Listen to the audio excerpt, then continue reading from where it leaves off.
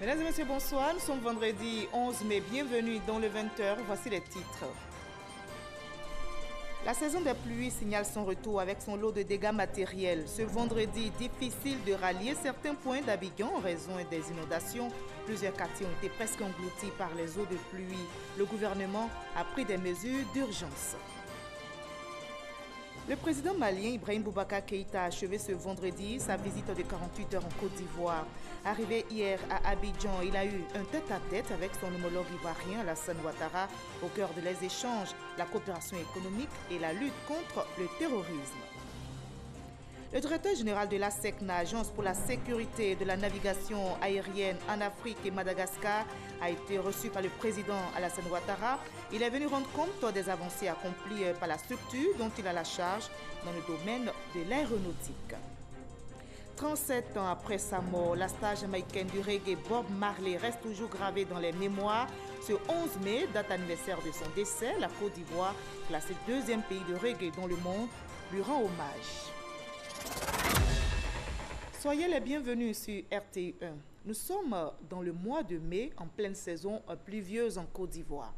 Des pluies qui signalent leur retour avec leur lot de dégâts matériels. Ce vendredi, il était pratiquement impossible de rallier certains points d'Abidjan en raison des inondations. Le carrefour de l'Indénié a été presque englouti par les eaux de pluie qui ont fait des dégâts dans plusieurs quartiers, comme nous l'explique Patricia Omouetia.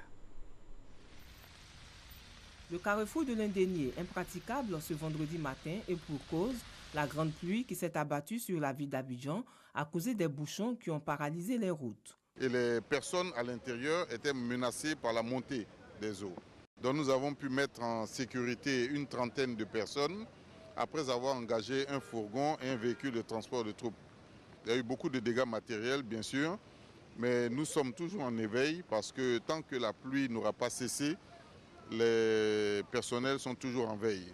À peine débutée, la saison des pluies a enregistré des dégâts. Eh bien aujourd'hui c'est une journée de ouf. Parce que non seulement sur la corniche là, il y a une inondation et voilà, il y a beaucoup de bouchons. Je vais à Treichville. Je n'ai pas encore trouvé de véhicule pour aller à Treichville. Taxi, ils ne veulent pas partir à Treichville. C'est très difficile effectivement.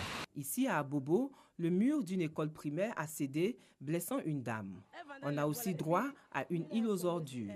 Entraînés par les eaux de pluie, ces immondices se sont rassemblés telle une île. La maison de la presse n'a pas échappé à la fureur des eaux de pluie. Avec le vent, un arbre s'est abattu sur la clôture. Il pleut depuis 4 h du matin pratiquement.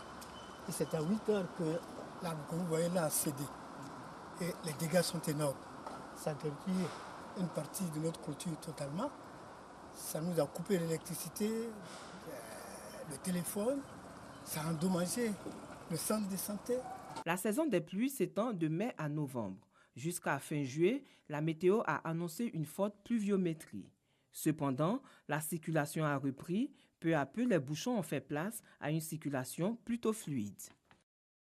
Les météorologues invitent les populations à prendre des dispositions pour se mettre à l'abri en cette saison des pluies. Selon les prévisions des météorologues, la fin du mois de mai et tout le mois de juin seront les pics de cette saison pluvieuse. Notre reporter Franco Adio a rencontré les météorologues de la Sodexam pour plus de précisions. Vendredi 11 mai, il pleut des cordes à travers le district d'Abidjan.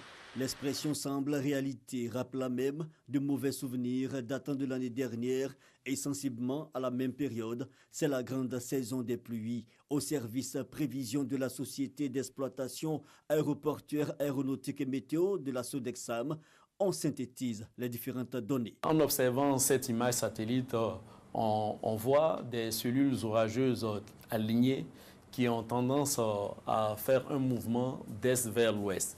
Donc, de telles cellules sont susceptibles de nous toucher dans les prochains jours.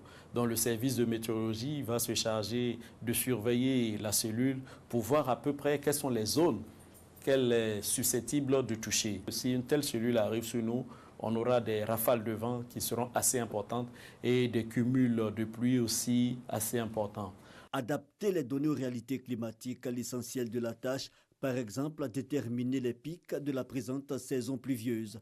la fin du mois de mai et les débuts du mois de juin seront ces moments-là où nous aurons des pluies vraiment, vraiment, vraiment fortes.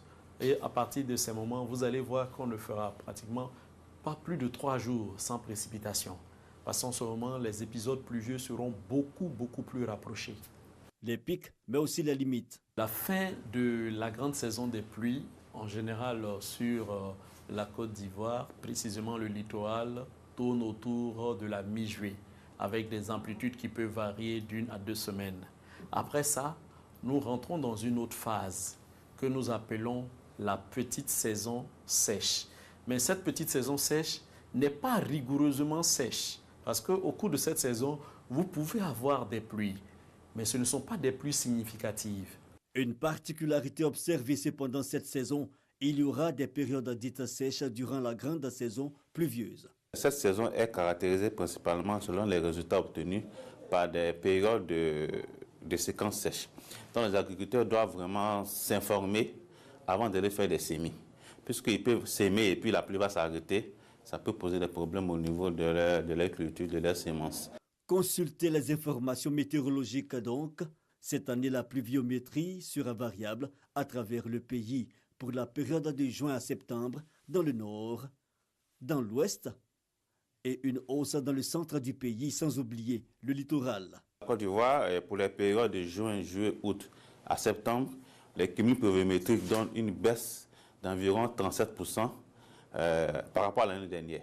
Prudence sur les routes et invite aux populations à libérer les zones à risque. Principale recommandation à retenir car la saison des pluies garde, comme chaque année, son lot d'imprévisibilité. Et toujours face à cette situation, un comité interministériel s'est réuni en urgence ce vendredi. Des mesures ont été prises. Nous y reviendrons au cours de ce journal. Abidjan est sous les eaux ce vendredi. Ce jour marque également la fin de la visite d'amitié et de travail de 48 heures du président malien Ibrahim Boubacar Keïta en Côte d'Ivoire. Arrivé hier à Abidjan, il a eu un tête-à-tête avec son homologue ivoirien Alassane Ouattara au cœur de les échanges, la coopération économique et la lutte contre le terrorisme. Le reportage de Viviane Aimé. 1 heure après son arrivée à Abidjan, ce jeudi 10 mai, en milieu d'après-midi, le chef de l'État malien, Ibrahim Boubacar Keïta, était reçu au palais présidentiel par le président Alassane Ouattara. Les 2 chefs d'État ont eu un entretien élargi à leurs 2 délégations ministérielles. En raison de la persistance des mouvements djihadistes en activité dans le Nord Mali et du fait de la proximité entre les 2 pays, la question sécuritaire figurait en bonne place de l'entretien que les 2 chefs d'État ont eu. Le président Ibrahim Boubacar Keïta a saisi l'occasion pour remercier de vive voix le président de la République Alassane Ouattara pour son action à la tête de la CEDEAO en 2013 qui a permis l'intervention française au Mali pour stopper l'avancée djihadiste. Les 2 chefs d'État se sont réjouis du climat de fraternité qui a toujours prévalu entre leurs 2 pays. Ils se sont dit par ailleurs leur estime réciproque.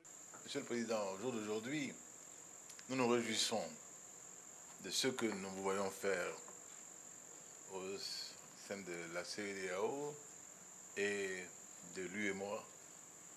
Et pour le programme Bonheur du Mali, vous étiez à la manœuvre, Monsieur le Président, à la présidence de la CEDEAO, quand le malheur faillit s'abattre sur le Mali. Failli, c'est même abattu sur le Mali. Quand le Mali a failli se perdre, être perdu. Monsieur le Président, il s'en est fallu de très peu que nous nous fussions asservis. Définitivement. Ce jour-là, quand vous avez alerté qui de droit, quand vous avez mobilisé la communauté internationale au chevet du Mali, vous avez sauvé le Mali. On l'oublie souvent, aisément. La CEDEAO fut au début, sous votre présidence, pour que le Mali soit encore aujourd'hui. Et c'est à cela que nous devons être ici aujourd'hui. Ne pouvons pas venir à Abidjan, me tenir à vos côtés, sans vous dire combien nous sommes reconnaissants de cela. Et de tout le reste. Si nous sommes aujourd'hui cités, un exemple, notre sous-région, en matière d'intégration économique, sous-régionale, c'est bien, grâce à vos avis éclairés, patients, qui ont toujours réussi à nous réunir, à nous mettre d'accord quand il l'a fallu sur les différents sujets qui ont conduit depuis le départ à l'état où se trouvent aujourd'hui nos deux organisations, la CEDEAO et surtout notre belle UEMOA. Monsieur le Président, je crois que nous avons devoir, nous avons mission et de faire en sorte que notre coopération économique soit à hauteur souhaitée, conforme à l'histoire et au passé de nos deux pays. Monsieur le Président de la République du Mali, chers frères, Monsieur Ibrahim Boubacar Keïta, chers amis, c'est un grand honneur pour nous de vous accueillir en Côte d'Ivoire pour cette visite d'amitié et de travail. Vous connaissez bien ce pays et les liens entre la Côte d'Ivoire et le Mali, entre Ivoiriens et Maliens, sont des liens anciens, séculaires, fraternels, très très forts, et nous sommes très heureux de l'honneur que vous nous faites.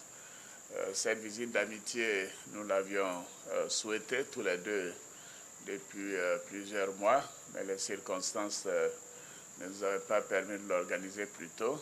Et aujourd'hui, c'est un grand bonheur pour nous, Ivoiriens. Et je voudrais vous dire à quel point nous sommes impressionnés par le courage dont vous avez toujours fait montre, et également la patience qui est la vôtre face aux défis importants que le Mali doit affronter. Et nous nous félicitons des avancées qui sont obtenues. Et je voudrais vous dire qu'à l'occasion de nos sommets, que ce soit au niveau régional ou au niveau continental, nous avons toujours une convergence de points de vue. Et nous avons suivi évidemment, quand nous étions à la présidence de la CEDEAO, les difficultés que votre pays, ce pays frère, a traversées, et par la suite tout le processus de transition qui a conduit à des élections démocratiques, votre élection démocratique. Et je me réjouis personnellement du rôle que la Côte d'Ivoire et les pays de la CEDEAO ont joué à cette occasion. Et voyant comment les choses évoluent au Mali, et en tant que président en exercice de la conférence des chefs d'État de l'Union économique et monétaire, je voudrais me permettre de vous féliciter pour les excellentes performances du Mali en matière économique et financière. Le Mali est une économie importante de notre Union. Les performances sont exemplaires et je considère que nous avons tous essayé d'être à votre niveau. Et je voudrais aussi vous dire qu'au niveau sécuritaire, la Côte d'Ivoire est à vos côtés. Nous sommes ensemble. Nous sommes maintenant au Conseil de sécurité des Nations Unies pour 2018 et 2019. Et nous continuerons de plaider pour que la MINUSMA et le G5 Sahel puissent être soutenus convenablement pour permettre d'éradiquer le terrorisme qui est en train de perturber le quotidien de nombreux Maliens. Je voudrais d'ores et déjà vous dire toute notre fierté de vous accueillir et de vous dire toute notre admiration pour l'important travail que vous faites pour votre pays et donc pour la sous-région. 5 accords de coopération ont été signés en présence des deux chefs d'État portant sur l'entraide judiciaire en matière pénale, civile et commerciale, ainsi que sur l'extradition et le transfèrement des condamnés. Ce vendredi, deuxième et dernier jour donc de sa visite de travail et d'amitié en Côte d'Ivoire, le président malien Ibrahim Boubacar Keïta a reçu les clés du district autonome d'Abidjan. Il a été fait chef traditionnel Nyando de la catégorie Agban. Son nouveau nom en tant que chef traditionnel est Boyo. On en sait plus avec Jérôme Kofi Aboulin. Hôtel du district autonome d'Abidjan, le président de la République du Mali, Ibrahim Boubacar Keïta, au deuxième jour de sa visite officielle de 48 heures en Côte d'Ivoire, y est reçu ce vendredi en fin de matinée. C'est dans le cadre d'une cérémonie organisée par le gouverneur du district, Robert Begré-Mambé, pour faire de l'illustre hôte, citoyen d'honneur d'Abidjan, chef traditionnel Nyando de la catégorie Agban. Ce qui vaut le parchemin remis au chef de l'État malien et avec, bien entendu, les clés de la ville. Tous ces attributs condensés vont vous encourager dans les devoirs que vous accomplissez pour la communauté, vont vous rappeler vos privilèges, vont vous accompagner par nos prières afin que Dieu vous protège et protège le Mali, et vont vous donner droit au respect dû à votre rang, Monsieur le Président. Outre les attributs de chef traditionnel composés essentiellement de pagnes, des sandales et de couronnes, un nouveau nom, conformément aux us et coutumes, est donné au président Ibrahim Boubacar Keïta, celui de Boto. Monsieur le Président, Boto est un nom donné à celui dont la présence fait rayonner dans l'environnement force, vigueur et sérénité. D'ailleurs, nous attendions à voir votre épouse, mais comme elle n'est pas venue, on va vous charger, Monsieur le Président, respectueusement d'une mission. Elle s'appelle Boti. En se disant très honoré par le district autonome d'Abidjan et son gouverneur Robert Begré-Mambé, le président malien saisit l'occasion pour présenter la capitale économique de la Côte d'Ivoire comme le symbole même du modèle ivoirien en termes de réussite. Abidjan est en train de se hisser au statut de contemporaine de ce siècle, de façon brillante. De façon brillante. Venant de l'aéroport, j'étais surpris par cette nouvelle configuration d'Abidjan. J'ai compris tout de suite que dorénavant, à l'entrée de la ville d'Abidjan, on pouvait aller sur une rocade nouvelle, sécurisée, qui vous portait à l'hôtel Ivoire en un clin d'œil. Cela, c'est le miracle Alassane Ouattara. M'accueillant ici, en ce haut lieu, qui porte le nom d'un des fils les plus célèbres d'Afrique, pas seulement de Côte d'Ivoire, d'Afrique, vous témoignez de la permanence des liens qui ont toujours si heureusement uni la Côte d'Ivoire et le Mali, peuples ivoiriens et peuples maliens.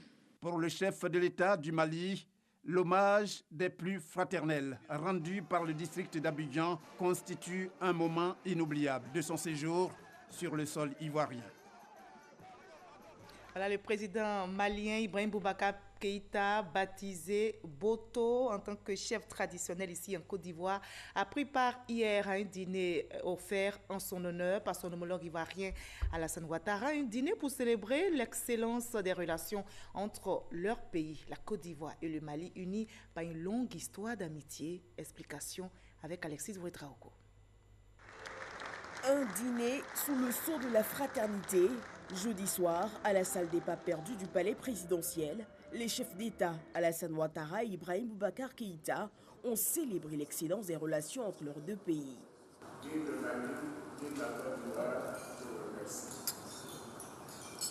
L'occasion pour Alassane Ouattara de saluer la résilience du peuple malien face aux nombreuses attaques terroristes dans le pays. Il a aussi lancé un appel à l'unité entre les fils du Mali.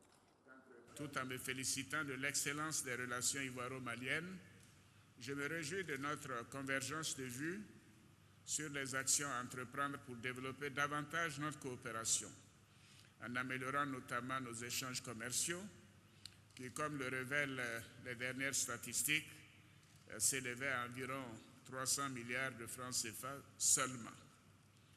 Ces données, si elles sont encourageantes, ne reflètent cependant pas les potentialités économiques avérées de nos deux pays, ainsi que notre volonté commune d'atteindre l'objectif de l'émergence économique et sociale de nos États dans les délais les plus rapprochés possibles.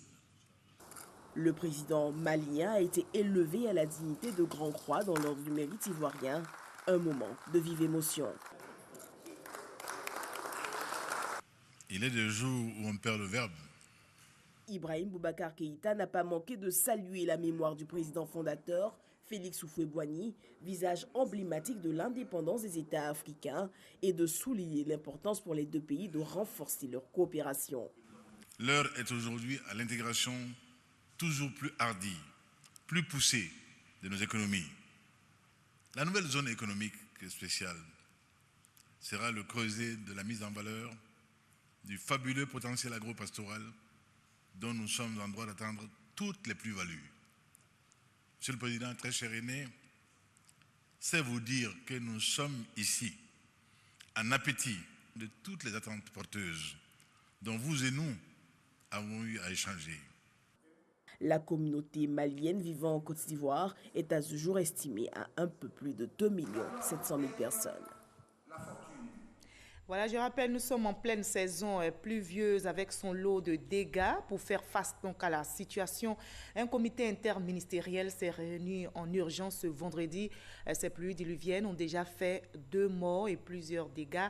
Le gouvernement annonce des mesures pour ne pas que cette saison pluvieuse se transforme en saison de détresse. Les populations sont donc invitées à quitter les zones à risque. Francis Boifo. Des ministres du gouvernement et plusieurs responsables de structures autour de la même table pour parer au plus pressé. En plus du district d'Abidjan, 23 régions sur les 31 que compte la Côte d'Ivoire ont été arrosées par des pluies diluviennes. Bilan, 2 morts à Abidjan dans la commune de Yopougon, un adulte et une élève emportés par les eaux selon le comité interministériel. Plusieurs dégâts matériels ont été enregistrés. À l'intérieur du pays, il y a plusieurs voies qui sont devenues impraticables. Et en ce qui concerne le district autonome d'Abidjan, nous avons enregistré aujourd'hui un certain nombre d'endroits où les dégâts ont été sensiblement importants. Il s'agit principalement du bassin de Gouro, où une trentaine de véhicules immergés par les pluies et les occupants ont dû, soit par leurs moyens propres, soit avec l'aide des sapeurs-pompiers militaires, ont pu donc être évacués de leurs véhicules et mis à l'abri. Tous les véhicules concernés sont mis aujourd'hui en situation de sécurité. En ce qui concerne toujours le district autonome d'Abidjan, au niveau de la Rivera, principalement dans la cité Sinakassi, cette cité s'est trouvée également touchés par les inondations et plusieurs habitants ont pu être également aidés par les sapeurs-pompiers à quitter leur domicile. Beaucoup les ont quittés également précipitamment. Au niveau de Yopougon, principalement au niveau du 3e pont, également, la voie a été fortement inondée. Cette année, la météo annonce de fortes précipitations à travers le pays. Le gouvernement invite les populations à la prudence. C'est donc le lieu pour les différentes populations, que ce soit dans le district autonome d'Abidjan ou à l'intérieur du pays, de prendre les dispositions nécessaires pour se soustraire à toutes les catastrophes. Il s'agit pour les populations qui résident dans le district d'Abidjan d'éviter les zones à risque. Nous savons qu'il y a encore un certain nombre de quartiers précaires dans lesquels les populations sont installées dans des périmètres qui peuvent présenter pour elles des dangers. Nous les invitons à quitter instamment ces zones, ne serait-ce que le temps de cette saison des pluies pour protéger leur propre vie. Il faut retenir qu'une pluie peut ne pas être une pluie battante, mais présenter un danger du fait d'être tombée de façon prolongée et d'avoir affaibli, n'est-ce pas, la structure du sol. Nous voudrons également inviter les populations de l'intérieur du pays à tenir compte des orages et faire en sorte que, à un moment donné, il est mieux de rejoindre le village plutôt que de demeurer au champ lorsque les pluies prennent une certaine intensité. Toutes les dispositions ont été prises par le gouvernement pour assister les populations et éviter les catastrophes, rassure le comité et la coordination interministérielle mise en place. Voilà, le ministère de l'Intérieur et de la Sécurité met à la disposition des populations des numéros verts en cas d'urgence, 180 pour les sapeurs-pompiers militaires, 170 pour la police nationale. le 22 50 80 50 pour l'ONAD, le 22 47 87 03 ou le 06 2 x 41 42 pour l'ONPC. Le directeur général de l'ASECNA, Agence pour la sécurité de la navigation aérienne en Afrique et Madagascar, en visite en Côte d'Ivoire, a été reçu par le président Alassane Ouattara. Le nouveau directeur général de l'ASECNA est venu rendre compte des avancées accomplies par sa structure dans le domaine de l'aéronautique. Abou Sanogo. Le directeur général de l'ASECNA, l'Agence pour la sécurité de la navigation aérienne en Afrique et à Madagascar, reçu par le président de la République, Alassane Ouattara. Moussa Mohamed est venu exprimer au chef de l'État sa gratitude à la Côte d'Ivoire, qui a soutenu sa candidature pour son accession à la tête de cette organisation et rendre compte des avancées accomplies depuis sa prise de fonction dans le domaine de l'aéronautique. Le soutien très fort que la Côte d'Ivoire m'a apporté a permis effectivement aujourd'hui de me positionner à la direction générale de cette importante organisation. L'autre élément, venant de commencer à diriger cette organisation, il m'a semblé normal que je vienne prendre les conseils avisés de son Excellence, Monsieur le Président de la République. Ensuite, j'ai rendu compte à son Excellence, Monsieur le Président de la République, des avancées que nous avons accomplies à la tête de cette agence depuis quelque temps que nous sommes à sa tête, et notamment sur les aspects spécifiques concernant la Côte d'Ivoire. Comme vous le savez, il y a de grands projets de développement dans le domaine aéronautique. Et donc la SECNA ne peut que s'associer très fortement à ces projets de la Côte d'Ivoire, qui sont aussi des projets de l'agence. La SECNA dispose selon lui de beaucoup d'infrastructures qui seront reprises et remises à la nouvelle dimension de la plateforme d'Abidjan. Un plan d'investissement à réaliser en Côte d'Ivoire a été également annoncé par le directeur général de la SECNA, qui était accompagné par le ministre ivoirien des Transports, Amadou Koné. Notez par ailleurs que demain, samedi 12 mai, sera effectué le premier vol commercial direct entre la Côte d'Ivoire et les États-Unis, plus précisément entre Abidjan et New York. Ce vol longtemps attendu par les autorités ivoiriennes ainsi que par les passagers est l'aboutissement d'un long processus. Notre reporter Mamadou Kouassi revient sur l'histoire de ce vol direct Abidjan-New York. Au niveau du transport aérien, la Côte d'Ivoire s'est repositionnée comme la principale plateforme aéroportuaire de la zone économique et monétaire ouest-africaine, avec plus de 2 millions de passagers. Cela devrait s'intensifier avec l'établissement de vols directs entre Abidjan et les États-Unis dans le courant du premier semestre 2018. Oui, ça sera chose faite dans quelques heures seulement. À partir de ce samedi 12 mai 2018, les passagers d'Abidjan s'envoleront à destination de New York. Un vol commercial direct entre les États-Unis d'Amérique et la Côte d'Ivoire. La concrétisation d'un long processus. Ça fait à peu près 20 ans que nous courons donc après cette destination, après cette liaison aérienne. Grâce au leadership du président et grâce au travail fait donc, par mon prédécesseur, nous avions eu donc, la première certification donc, de l'aéroport Houphouët-Boigny il y a 3 ans. Il fallait confirmer donc, cette certification. Nous avons réussi donc, à obtenir donc, cette certification définitive TSA, donc nécessaire pour aller aux États-Unis. Ce vol commercial direct entre Abidjan et New York vient renforcer la coopération économique entre la Côte d'Ivoire et les États-Unis d'Amérique, tout en rapprochant la diaspora ivoirienne de son terroir. Pour que cela se fasse, il fallait qu'il y ait une compagnie aérienne donc, certifiée elle-même aux États-Unis et qui veuille bien donc, nous accompagner. J'entends certains dire que pourquoi Air Côte d'Ivoire elle-même ne le ferait pas directement, mais Air Côte d'Ivoire n'est pas encore certifiée donc, pour faire des vols sur les États-Unis. Pour assurer la couverture de cette nouvelle ligne, un partenariat a été signé entre le gouvernement, la compagnie Ethiopian Airlines et Air Côte d'Ivoire. 470 000 francs CFA, c'est le coût minimum de cette nouvelle ligne, et la compagnie Air Côte d'Ivoire joue un rôle stratégique dans ce processus. Le fait que Ethiopian fasse le vol direct Abidjan-New York nous permet donc d'alimenter donc ce vol Et comme vous le savez, c'est 3 vols par semaine.